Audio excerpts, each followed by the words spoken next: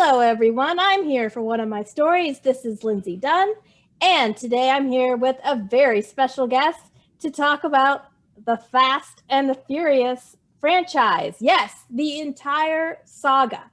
It's true. And joining me today is Chris Kirkman, also known as Dice Hate Me. Chris, thank you for being here today. Not everyone who listens to me, all two of my subscribers, may not know who you are, even though they may have seen you pop up in my Twitter feed from time to time. So why don't you introduce yourself and let people know who you are and what you're all about?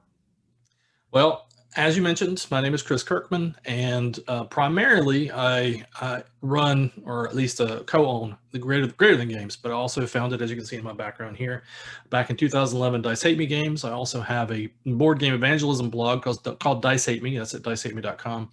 And so I cover board games. We have a podcast called The State of Games where we talk about board games and board game community and board game life. We also, since I co-own a board game publishing company in Greater Than Games, we also publish games like Spirit Island and Medium, some of my Dice Hate Me titles like New Bedford and Brewcrafters and things like that. On the other side of what I do is I also teach. I teach graphic design and journalism at UNC Chapel Hill at the Husband School. So I lead a dual life, board game publisher and reviewer by day, UNC professor by, actually I'd probably reverse that.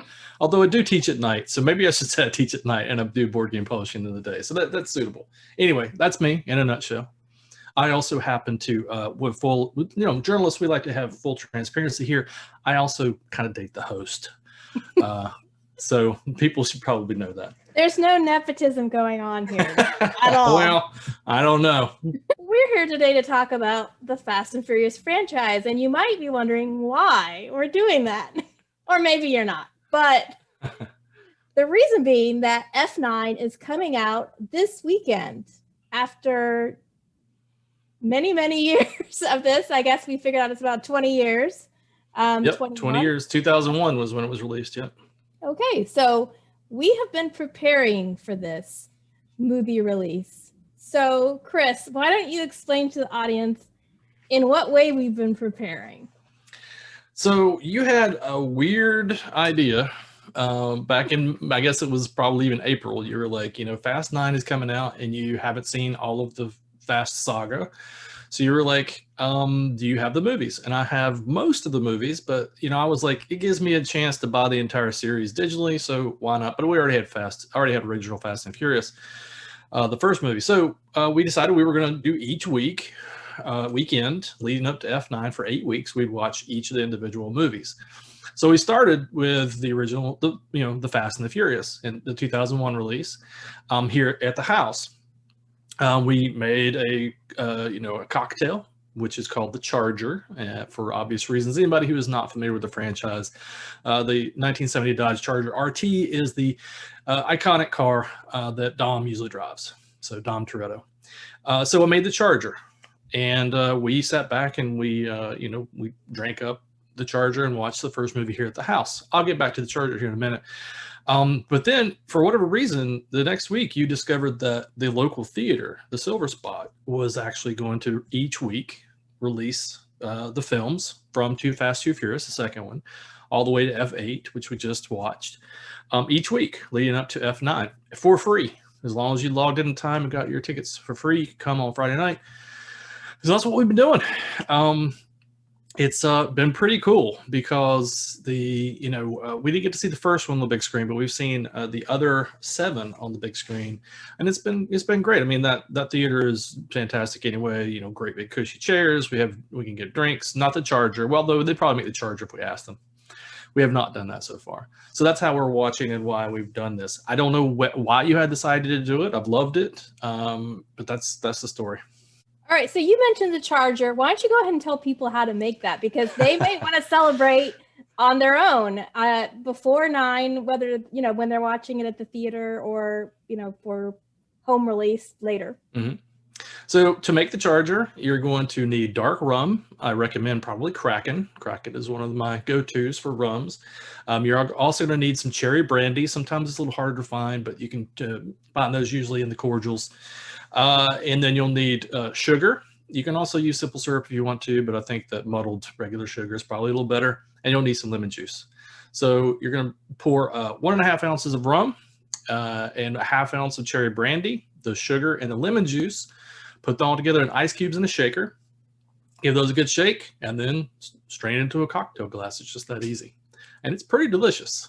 It's a very simple recipe, and I don't know how I came across this like forever ago, but you know, it's fun. I can say I think it was pretty tasty, and if you loved drinking cough syrup as a kid, you are probably going to love it. It does taste a little like cough syrup. It definitely has a strong cherry vibe, but I enjoyed that. I like cherries. Now, we are going to get into the movies. That is the main reason we are here. But we've also been celebrating, especially you, Chris, I will say, you've been really celebrating the release of the movies in a couple different ways. So why don't you start with your game, the game? The game? Yes. Hey. So this was released, I guess, right about the same time we started watching the movies. It's been a couple of months. This is by Funko. Designed by Prospero Hall, but it is Fast and Furious Highway Heist. And I don't know how much people will be able to see on the back of the box, but you can see a little bit of layouts.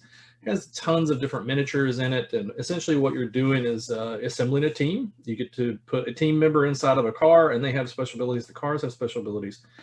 And then you try to do different scenarios. This is the actual semi-heist that we have not done yet. This is the middle one, the middle difficulty. We did the tank takedown, which was in, I guess, Fast and Furious 6. We're going to spoil a little bit. We're jumping ahead a little bit, but Fast and Furious 6. This is Owen Shaw. He's in the tank, and so we're trying to take down the tank like in that movie.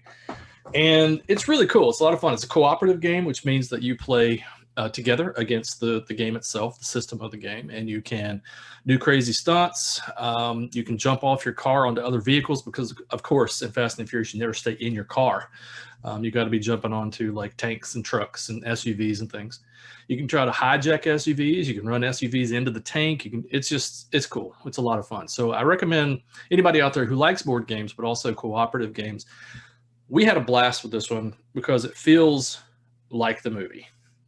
And when we played our first time, we played, I was Brian O'Connor driving the American Muscle, and you were playing as Han driving the foreign import, I believe. Import racer. So, import racer. Yeah. So you can choose to be Brian, Dom, Letty, Han, Roman, or Tej. And then you can combine them with 4 different cars and mix and match powers and things like that. So I highly recommend this game. It's a blast. I've been wanting to actually record a solo playthrough of it for my channel for quite a while. Maybe I can do that tomorrow. That would be awesome if I could, because I'd like to get it out.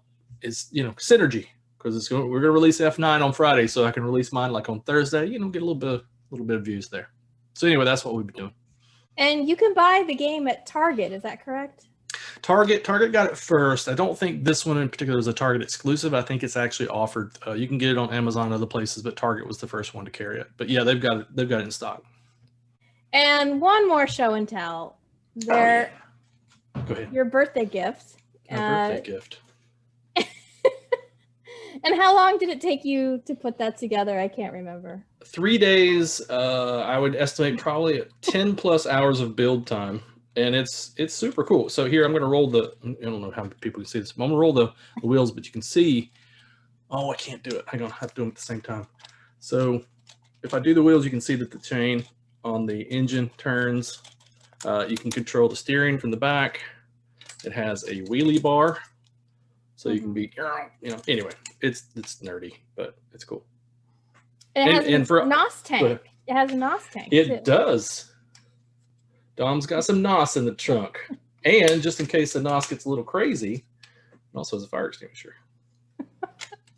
That's important. Fire extinguisher. It is very important.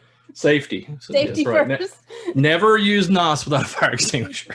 Yeah. The stunts in these movies are dangerous, everyone, in case you... Oh, by the way, this is what's hilarious. There's always the disclaimer before any movie, but in the board game, on the inside, when you open the inside, it actually has the same disclaimer that they put in the movies. Do not attempt these stunts at home, which I thought was a nice touch. Yeah. And fun or not fun trivia fact, the reason those disclaimers were in is because after the first movie came out, people decided that they could be like Dom. Street racers, exactly. Yeah. And they could not. And people got hurt.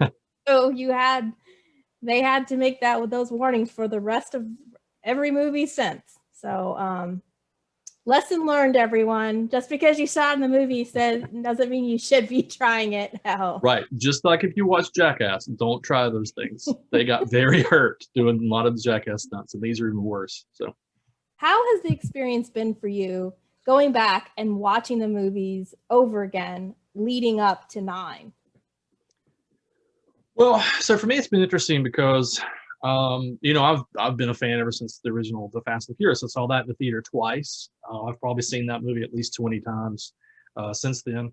And, so I haven't seen every single one of the movies in the theater, which is shocking, but I've seen most of them. I think I missed 6 in the theater, if I recall correctly. And I do not believe I saw Tokyo Drift in the theater either, but I could be wrong about that.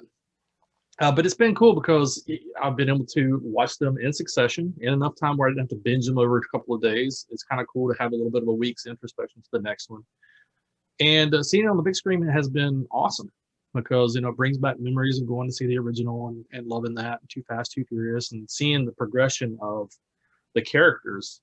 And like even tonight when I was pulling some audio clips from some of the different movies, like even, I know we just watched it like, 8 weeks ago, whatever, the Fast and Furious original 2001, but everybody looks so young. And it's just insane. Even like, so what's funny too is you'll hear it in Vin Diesel's voice. His voice gets deeper and deeper and deeper the further along he goes into the series. In the first one, when he's in the garage talking to Brian Connor, Paul Walker, about the car he and his dad built, which is the famous line from that, of course, is this one. I live my life a quarter mile at a time. For those 10 seconds or less, I'm free. So anyway, but you can even tell, like from that, he's not as deep and gravelly as later in what he does. So he's got this little bit of a more innocent tone to his voice in the first one. So it's been cool to watch the progression of these characters, and of course see them age. And it's been cool. It's been a very fun experience. I'm glad you suggested doing it. It's also given us something to do on Friday nights besides sitting around and watch each other grow. So it might be in his contract, that his voice has to get deeper. It has to get deeper and deeper. Because I think go ahead. We have learned that there's a lot of stipulations in Vin Diesel's contract, so maybe one of the rules he set up is that in every movie my voice will get deeper, and I need a coach to help me do that. Well, he's also got a lot of that practice playing Groot. So in Furious 7 and 8, you can kind of tell he's starting to get down into those low registers a lot, which is awesome. But that's so here's another one. This one's from, I believe, 5, and so you can tell the difference between that tone and what he says here. I don't have friends. I got family. It's frightening. I know, right? You can hear it. He's like growly. You're able to, like you said, follow this path from like, okay, it starts so simply with these 2 guys, and then over time it just grows and grows, and they're merging their 2 kind of groups or their friends into one pack and evolving all of them. And then as you escalate into international super spies. So maybe I'll just read the description that I created, because this is one of the things I like to do. So this is a short description of the entire saga so far. Dom, a street racer and small-time crook, and Brian, an undercover police officer, form an unbreakable bond over their mutual love of fast cars and the thrill of the chase. Over the course of 8 films, they collect a band of random people from their lives into a chosen family that perform an increasingly elaborate series of heists, crimes, rescue missions, and the like. Over time, their status rises from small-time crooks to international super spies, able to thwart the toughest adversaries and needed by The Rock. Along the way, they defy gravity, drink a lot of Coronas, and wreak havoc and destruction on entire cities and a whole lot of cars. A whole lot of cars. It makes me sad every time I see one get destroyed too, because they're beautiful cars, and we don't have so many of them. And they work on them. They work on them for hours and hours just to have them fly off of a bridge. Yep, it's sickening, but these things happen. But you can always replace a car, right? But you can't replace family. You can't replace family. That's right. That's what Dom would say. He proves that in 6 when he runs his Dodge Daytona into the side of a bridge and jumps 50 feet in the air to catch Letty. She's diving toward the intersection. Anyway, yeah, he wrecks that beautiful Daytona. There's only a few of those left in the world. That's what it's the plot. That's what it's kind of about. But that's not why people like these movies. You know, you've been a longtime fan, Chris. So what do you think are the major appeals of the series that the fans really latch onto? Well, I think it comes down to the characters, really. I mean, they do some ridiculous stuff in later films, but most of the time you relate to them. So I think that people, I mean, obviously the original draw of the first movie was cool cars and street racing like it. Especially in 2001, it was a big deal. There was a lot of import racers on the circuits, especially in LA and some of the bigger cities that had sprawling highways and things. So that was kind of the appeal. The original one also had that kind of, it drew people in. I mean, this is the obvious low-hanging fruit, but it is Point Break with cars, really, is what it is. And recently, you hadn't seen Point Break, and when we were at the beach, you watched Point Break. You didn't enjoy Point Break very much. I mean, there's a lot of quotable stuff for me growing up having watched that. But, watching Point Break and then seeing Fast and Furious and seeing how well Fast and Furious is done and the longevity of time, it all comes down to the characters and, the cool cars, lots of action. It just gives you everything you want. It doesn't take itself too seriously. The first one actually has some pretty good acting chops in it. I mean, a lot of people are going to laugh about that because, Paul Walker's always Paul Walker. But when that scene where Dom's telling the story about his dad, and with the Charger, I mean, he's doing a good job. Ben's a pretty good actor. He's been on some other things besides Fast and Furious, obviously, and he really channels something soft and touching in that scene. So I think it's mostly like these likable characters that become family, and then you got lots of cool cars and a mix of modern imports plus classic cars. And I'm a more American muscle classic car kind of guy, but I like seeing all the different ones. It was funny watching Rome in the last one out on the ice in a Lamborghini, which is like ridiculous that he even chose that car. But it's just cool. And I think that's really the longevity of the franchise has been that these people do feel like family. And they're doing really crazy cool stuff.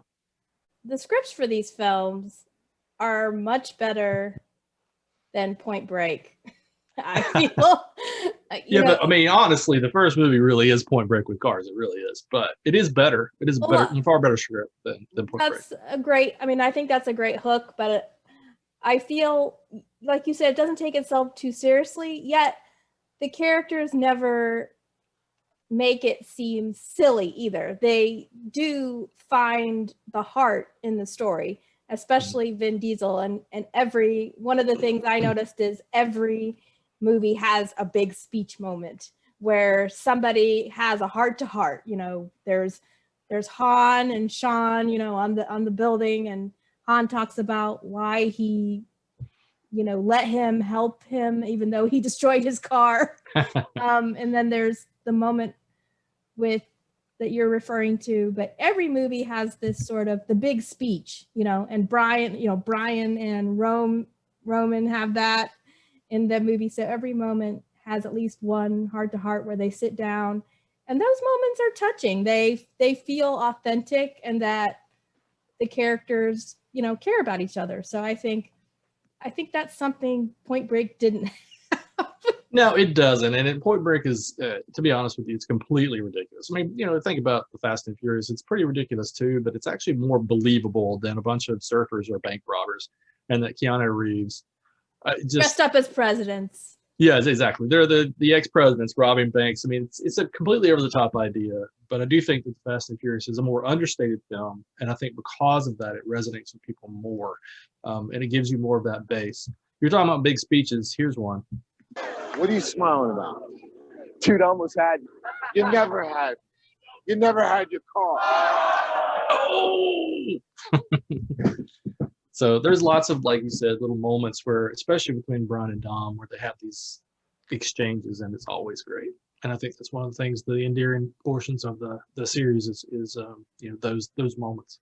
So you're right. For me, a few of the appeals you didn't mention are Michelle Rodriguez fighting and being a street rat. And I think they figured out a way to use her well in these later movies. They're like, Michelle Rodriguez is just gonna kick some ass, you know. And her fight with Gina Carano in 6 is brutal. I mean, it is just like, you're right. It's street rat is they street fighting, and it's amazing that nobody got hurt filming these things. The street rat will win every time.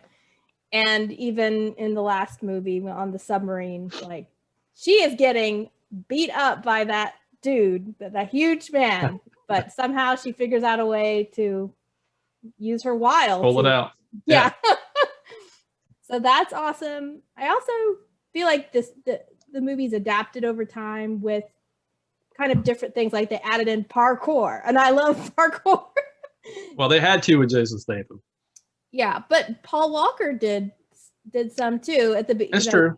The Rio de Janeiro scenes on the roof. Yeah, Jason Statham, they had to have him doing gymnastic things, but the set pieces of these movies are fantastic. They really capture the sense of a place. They have these buildings, and they kind of get real with the people of different cultures and kind of show what those lives are like outside. You gotta have the obvious B-roll of all the women's butts from different countries too. So that's the, you know. Yeah, I know. Well, that's gonna go in our section about things I get annoyed about. I figured that would come up a little bit later. Yeah. Speaking of different cultures, just these movies had casual diversity before it was cool. You know, from the very beginning, we had people of all skin colors mixing together, falling in love, acting as family. So this was ahead of its time in that way. It's also ahead of its time for the post-credit scenes before the MCU made them the most popular things ever. Just like Fast and Furious quite often had a good post-credit scene. How many of the movies had a post-credit scene? Because now I'm not remembering that. It's like 4 of them do. 4, maybe 5. What are your top 3 films of the franchise and why? It's a hard question because it's like, I mean, I know number 1 is Fast 5. Fast 5 is my favorite of the series because I'm a big like heist junkie. I like movies about heists, and this one has one of the most over-the-top heists ever. And it's hilarious because there's a series on Screen Rant done by Ryan George, which I think I sent you a link to one of them, but you will be talking about this weekend. But he does a pitch meeting for movies, and he kind of makes fun of them, but he does it in a reverent way. But Fast 5 is ridiculous because, like, yeah, there's 30 minutes where they're practicing their turns in all these cars because they have to get into the police station to this guy, this mobster, his money, and it's in this corrupt police station, and it's like a bunker, and so they're spending 30 minutes like getting all these cars, tweaking them, trying to get them, you know, like under 10 seconds so they can get past the cameras as much as possible can. And then they just say, okay, not going to work. 30 minutes of the movie is about this. And I'm like, cool, it's cool because we're watching them try to beat the clock.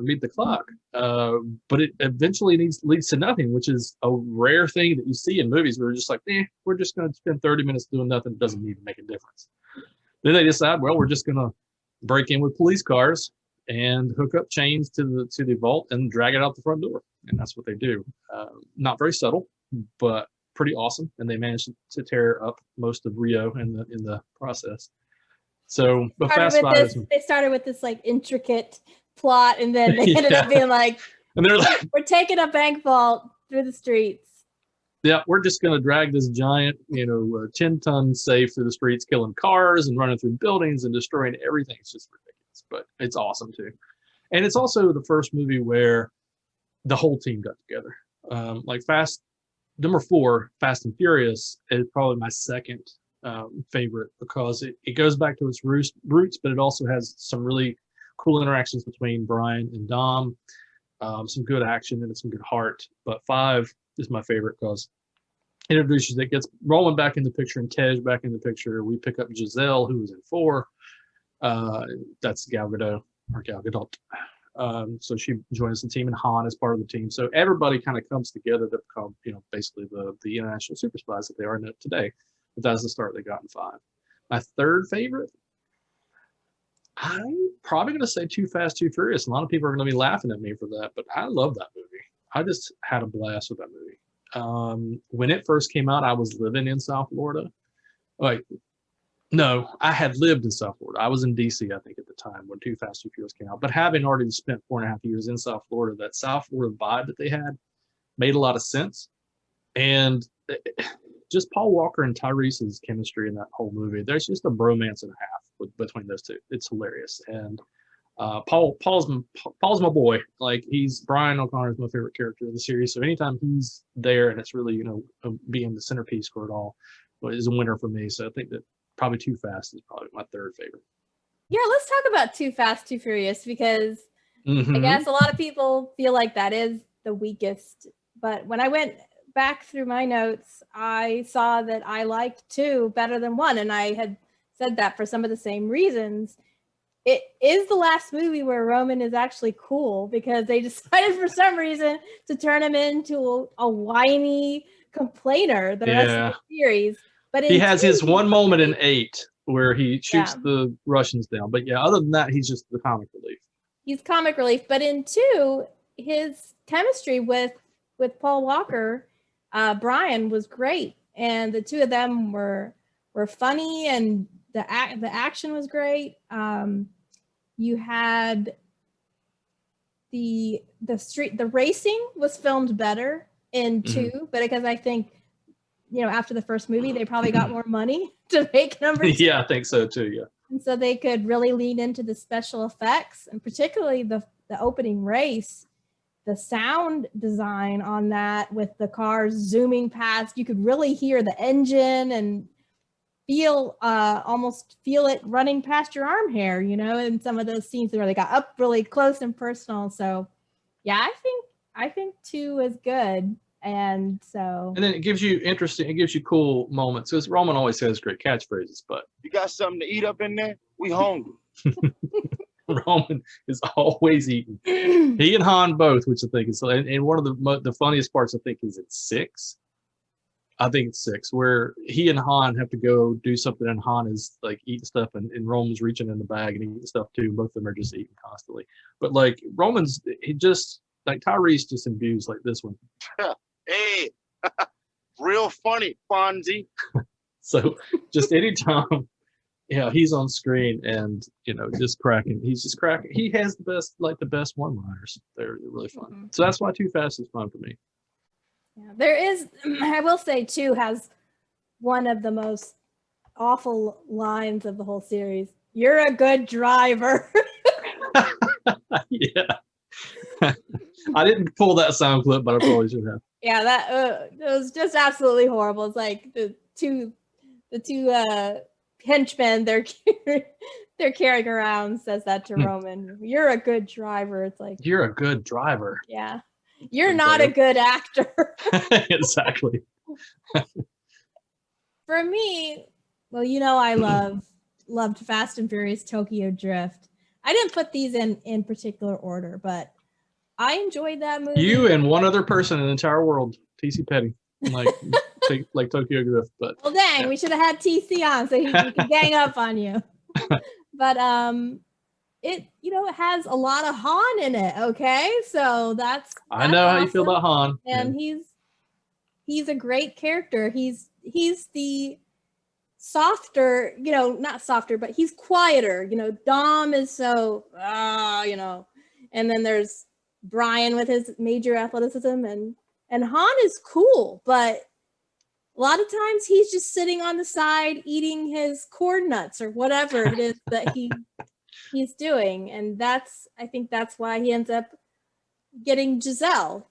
and landing her because that's I Gal mean, yeah, getting some Gal Gadot, that takes a lot. Gadot. He doesn't really feel a need to dominate the room. I like someone like that. So that's cool that they had him. And also the setting, being in Tokyo and drift racing, it's just a neat subculture that you wouldn't have had otherwise. So that it brought in different driving styles. I think it just gave the whole thing a different flavor. I also have 4 as one of my top 3 just because it brought everybody back together.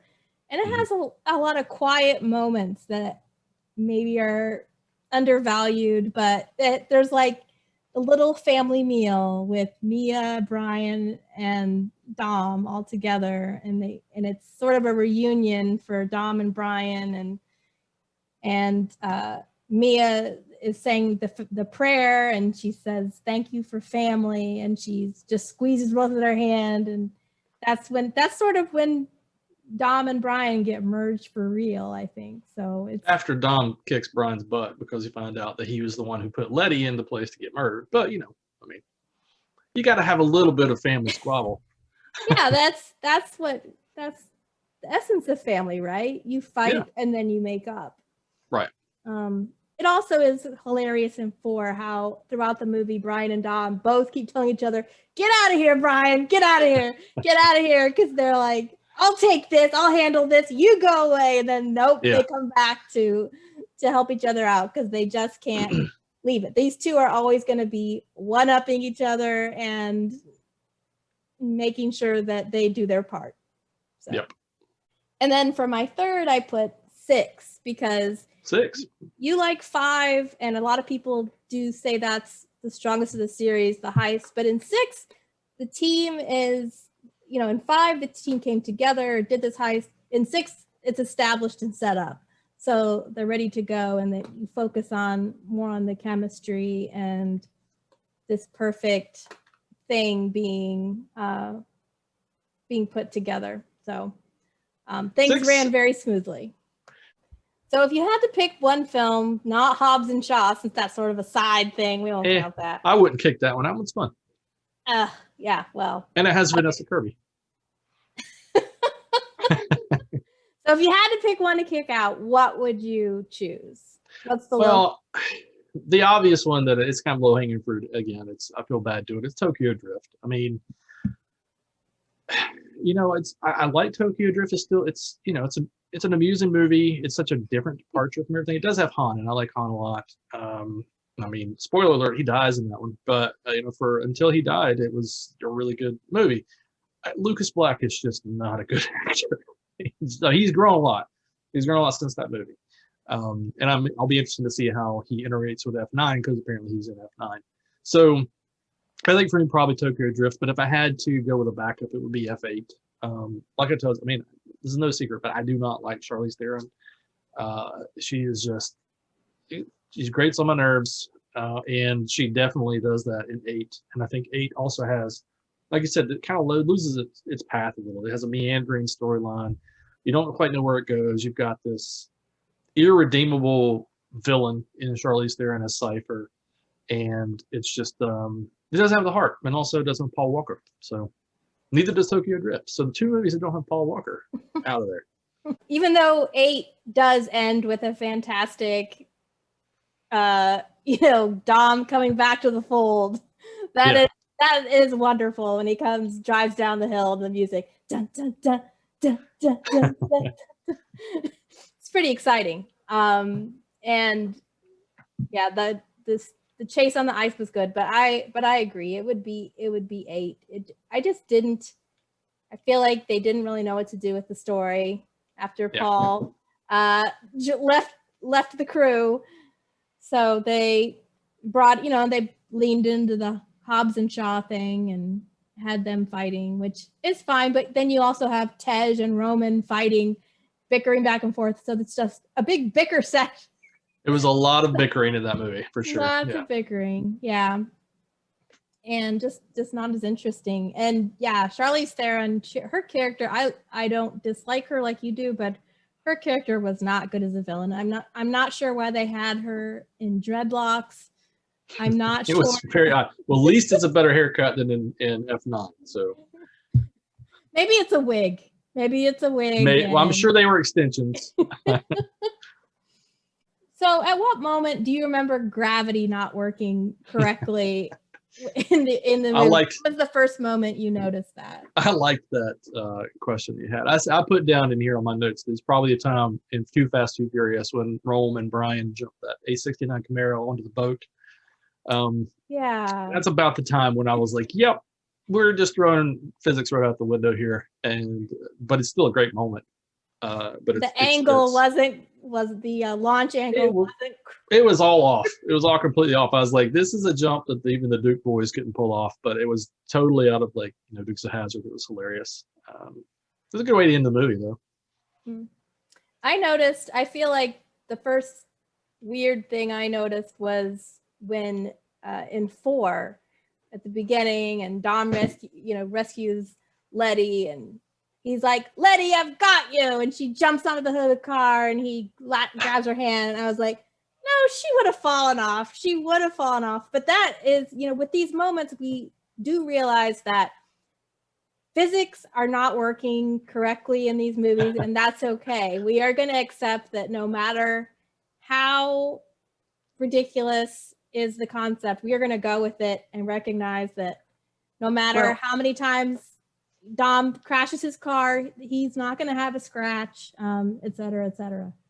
Well, I mean, it's like people can just as readily accept Captain America's shield, and it doesn't obey the laws of physics either, which is funny too. And this is a tangent, but it's funny because Spider-Man references that in Civil War. He's like, that thing doesn't obey the laws of physics at all, So at least they recognize it. But these movies, they're just for fun. I mean, that's why they're not taking themselves so seriously, and I think that's part of the fun factor of them. Is you're like thinking, there's no way they could pull that off, but they still did, and it looked cool. So do this every time. Here's another sound clip, one of my favorites, because actually there is on YouTube, which is hilarious. There's the Too Fast, Too Furious Bro edition, and it has nothing but Paul Walker and Tyrese doing bro and bruh at each other. But watch this, bro. Every time, just bro. There's like 18,000 bros in that movie. Bro and bruh and brah. I thought you were going to keep going with that. I can't. That was a very short excerpt. It was I was just need to have a bro in here somewhere. I could have done the entire thing, which is like 10 minutes long. Go look it up on YouTube, and it's actually hilarious. I will say that did drive me nuts. The second movie was just like brah, bro, the whole movie. And you said, well, that's Florida, or I forget what you said. That was the time. It was the time it was shot. It was 2003 when that movie came out, and that was just like, yeah, that was pretty much the culture, the bro culture. And every other word was bro and bra and bruh. So let's talk about the characters. So pick your 3 MVP characters, and we'll see who we have left over that we might still throw a bone to. If I had to take a team, it would be Dom, Brian, and Letty. I mean, it's an easy pick for me because I mean I'm definitely putting my man Bullet on there because Brian's my guy. You have to have Dom because he's Dom. He's also the best. I won't say he's the best driver. I'll say he's the best driver according to the movie series. But I think that he's a linchpin, and so you got to have him. And I would have Letty around, like you said, for her street ratness. In case you need to get down and dirty, and she's just good at scrapping and surviving. And I think those 3 would probably be my MVP picks. I mean, I love all the other characters too, but I mean, I even love Roman. But in the later movies, I'm not bringing him on my team because I don't know what he, except for his smooth talkingness, I don't know what he brings to the party. Mm-hmm. Well, I have Han. Because it's Han. But also, what was when we played the game, Han was the best at control, wasn't it? Control, yes. Yeah, vehicular control. Let me dig out his character card while you're doing that. Go ahead. Okay, so we did, when we played the game, we had Brian with his major athleticism and Han with his control of the vehicle. probably because of his drift racing background. So Yeah, he has major control. There's Han. He has major control. He has special abilities outmaneuver. Nobody will know what this means, but whenever you take a drive action, after you end your movement, you may swap positions with an adjacent enemy SUV. That was cool because you could drive up next to an enemy SUV and move them around however you wanted to. So I think he is definitely a valuable player. Also, Tej, he can drive, and he also has a lot of skills with tech that are valuable. His otherworldly tech, tech skills. Yeah, he got that from his background in street racing somehow. Running a garage for street racers. He knows how to hack mainframes. Absolutely. Yeah. Yeah, but you need someone like that. You can't just have drivers when you pull these international operations together. I also threw in Giselle because not only is she a talented driver, but she can distract people when needed. And she is able to use that to her advantage in several movies. So she has some stealth that other people lack. Yeah. So that leaves us with poor little Roman left out in the rain. Well, I mean, there's Roman, all right. So I mean, and he was cool in the second movie, and he was great in the second movie, yeah. But that's just how they chose to use him for his comic relief. We also have Ramsey, who's a good partner for Tej in the tech thing. The two of them can do amazing things together. In fact, Mr. Nobody says, "Watch these two." Yeah, watch. You see, they got skills. But who else is in the first movie we had Jesse, who got killed. He got killed. Let's not talk about that just yet. No, he was a magician as a mechanic. He was a master mechanic, wasn't he? He said Dom called him the wizard. Mm-hmm. In the movie. So yeah, I mean, there was Jesse. There's Vincent, which Vin. Vin's Vin. He's a hothead. Yeah. Who else do we have? Mia people forget about her. They think about her as just Brian's girl later, but she could drive. Mm-hmm. She could drive. She helped take the bus down when they rescued Dom. Mm-hmm. At the end of 4, beginning of 5. Yeah, so there's Mia, and I'm thinking there's not really. Well, I mean, there's The Rock. I mean, we can't. Agent Hobbs. He's part of the team now too. Mm-hmm. He would definitely be an asset in most instances when you need to, like, for instance, shoot a minigun at a helicopter. I don't know if you need someone to catch you as you fall from a building. True. Yes, you'll fall 4 stories onto a car and only break your arm and leg, and then you're fine. He's very dedicated. He is very Daddy's got to go to work. You should have used that. I should have did. I meant to pick up a Rock quote, but I didn't. Sorry. We've talked about the series and the fast cars, but the series also has heart. So what are some touching moments that really got you right here in the chest? Brian wanting to asking Mia to cut the crust off his tuna fish sandwich. That was touching. Because it's so like Brian is such a kid when he's such a bright-eyed, blue-eyed wonderkind. He's so innocent. But the one that always gets me, and you saw this, was the end of 7. Like, after Paul passed, they do the whole tribute thing for him at the end of 7, and you can see everybody trying to say goodbye, and it's super touching because everybody was like, they filmed it after it all happened and had to be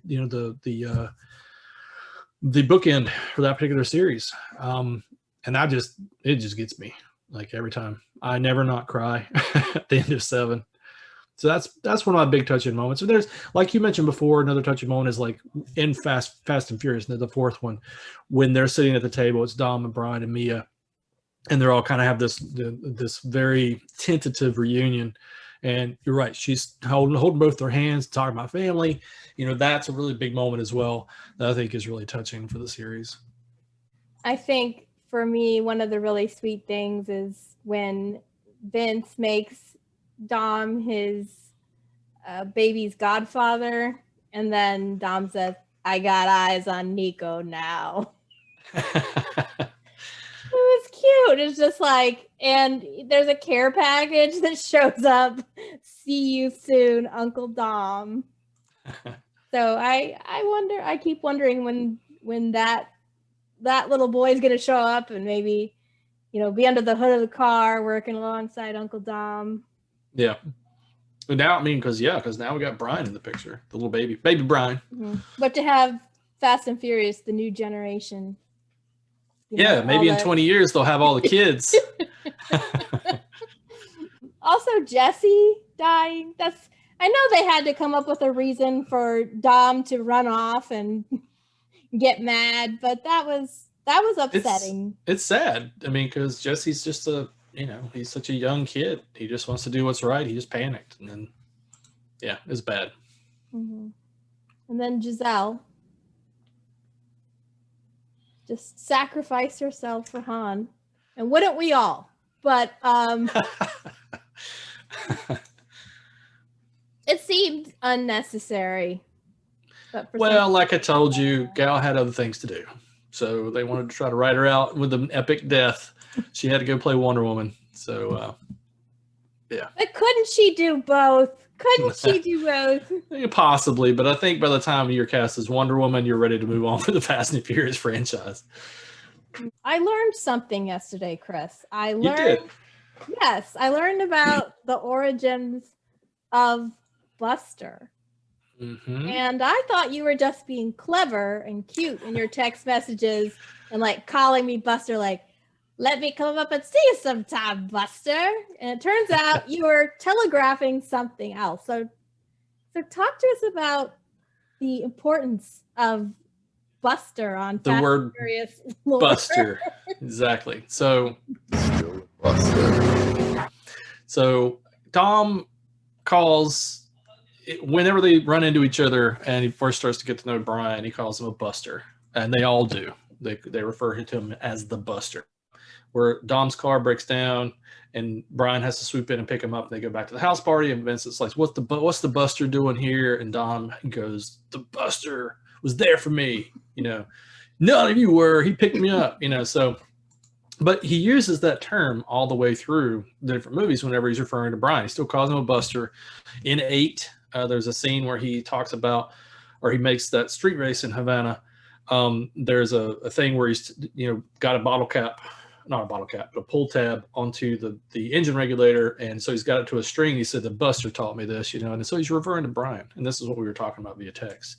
So in order to understand the context of what a Buster is, I'm going to let TLC handle this for me. So here we go. A scrub is a guy that thinks he's flying, is also known as a buster. So a scrub, or in the movie, the song TLC's Scrubs, also known as a Buster. It's basically, he says a scrub is a guy who thinks he's fly. It's somebody who thinks he's better than he is, but when people call them a Buster, they're basically disrespecting him, saying like, "You're not all that. You can't hang." And so that's that term. And so that was why Dom called Brian a Buster, because he's saying, you think you're better than you are, and I don't give you any respect. This is the streets. I'm Dom Toretto, and you're a Buster. And so he calls him that. That clip that I used of Dom calling him a Buster was from Fast and Furious, the 4th one, after they do their street race, and he kind of cheats a little and runs Brian off the road, and Dom goes, "Still a Buster." But it's interesting to think about this, relationship between Dom and Brian and how it forms. So at what point do you think that Dom decides to let Brian in? Well, I think it's that one scene, where he rescues him. He picks him up. They end up over in the section where the Koreans have their warehouse, unfortunately. And then Brian sticks with Dom, and they end up back at the house. I think that was the moment where Dom actually started to respect Brian and let him in. Now, ultimately, that would be sort of his downfall, because, as we know now, Brian was an undercover cop. But I think that, basically the respect paid off at the end when he let him go, when he let Dom go. there was a tenuous portion of that kind of had them butting heads again in Fast and Furious, the fourth one, which I think is kind of what made that movie really great, was them realizing that brohood that they had, from the first movie could have a tenuous connection back together again by trust. And so, but I think that's the pivotal moment in the first one is when Brian does rescue Dom and save him from police and everything else. Yeah, I definitely agree that's a key moment, but I don't think Dom is that easily, he wants to believe in people, but I don't think he's that quick to be like, okay, he did one good thing for me, so now he's in my in crew. He earned enough respect to get a free beer, and actually he got Vince's beer, and you can have any beer he wanted as long as it's a Corona. Let's not forget that. But that doesn't mean that he was ready right away. No, I don't think for Brian to be with his sister and have a seat at the table. I think that was the start. I think that was the one thing that started the ball rolling. Let's talk about the romances in Fast and Furious. I know you're really excited about this, but as I was looking at my memories from all of the movies, I noticed some weirdness in the first movie, especially with Dom and Letty's relationship. It was very strange. I mean, on the one hand, we had Letty going, "Would you like a drink, Dom?" And then Dom's like, "I got one already." And he just tosses it over holds it over his head without looking at her. Yeah. Yeah. So when I think when I saw this first movie I was kind of like, he doesn't seem to really like her that much. He's sort of tossing her under the bus. And then he's too cool for school. Their relationship is very odd. So what would you say if somebody was taking advice from Dom about how to win a girl? What do you think that Dom's advice would be to the masses? You got to pretend like you don't like them. you gotta play it cool. You gotta be, if you're gonna be the dominant one, especially here's the thing, it is a weird relationship, but with somebody like Letty, who is a force of nature in her own right, like Dom has to exert some sort of dominance in a certain way, and some of that is by being, a little bit cold. Like when she was like, "Dom, you want a drink?" and he doesn't even look at her, he holds the can up, but that's also, you got to understand, that's the beginning of the movie where we haven't met Dom yet, and Dom doesn't turn around and show his face until Brian and Vincent get into the fight. So, it's just setting Dom up to be this too cool for school guy. It's really his reputation and stuff. His and Letty's relationship obviously blossoms. We get to see it in 4, but in the beginning, we get to see them really being a couple, and then of course, spoiler, Letty dies. Dies. I put that in quotation mark. But yeah, that relationship is definitely different, but it's because of their two personalities. Like with Letty being so strong-willed and having that kind of street rat mentality and everything. I mean, Mia tells the story of that too. Like, Letty grew up on the street and Dom knew her and didn't pay attention to her until she, all of a sudden became a woman, and then he paid attention to her. He didn't have a choice because Letty gets what she wants. There's a vie for control sort of going on, because Letty is often put in this place where she feels like she has to mark her territory around Dom and call out, talk about the skanks that are around him. But in all fairness, when we saw it, Dom was going out. Every time he would go out, he would be looking the ladies up and down, even though he's with Letty.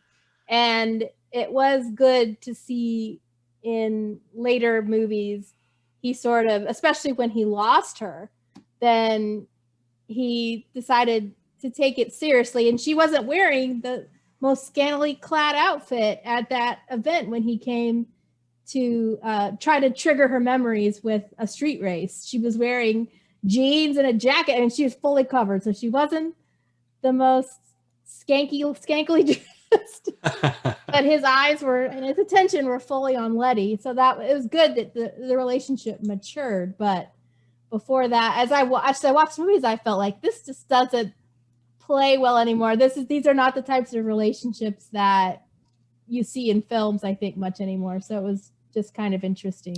It's also, I mean, it's very, it's part of the culture of what they grew up in. It was a very street relationship, They were both tough, and they didn't let their guards down very often, except, occasionally with each other. But you're right. I mean, and it's just one of those things too. Like Dom was supposed to be this too cool for school guy, and then he goes out and he's racing, and the girls love him, and then Letty's like, I don't think so. And so it just, they had to do that because why hire Michelle Rodriguez and not use her? That's just her. And then Brian's strategy seems to be completely different. He's just got to eat the tuna. He's going to hang around and eat a sandwich every day and not ask a girl out. So that was also, it's another strange. He's playing the long game. He's just playing the long game. He's waiting. You got to wait for that right moment and eat the tuna every day. Yeah, it's interesting to kind of examine what is each of these characters using as their guide to how they form relationships and their strategies. And then, Han with Giselle was, again, he's a much more smooth operator. He's not trying to dominate anybody, but he talked to her. That was his strategy. That was he just treated her like an equal and talked to her. Funny how that works.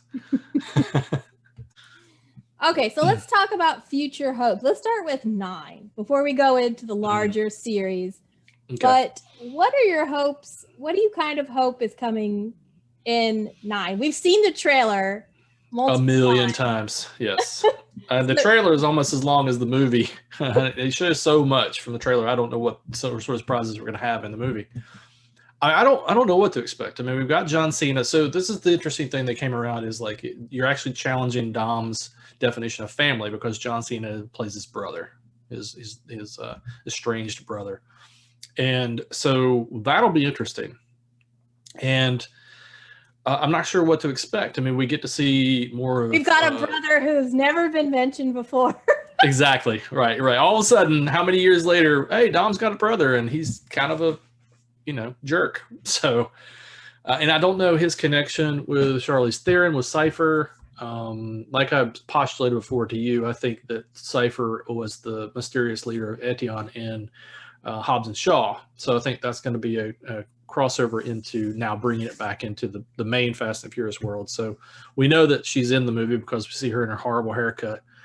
And so I think that she's tied together with John Cena, and they're going to, obviously they're the main protagonists of the film. So for what purpose, I don't know. Is John Cena going to be cybernetically enhanced like Idris Elba was in Hobbs and Shaw, or who knows? I don't know.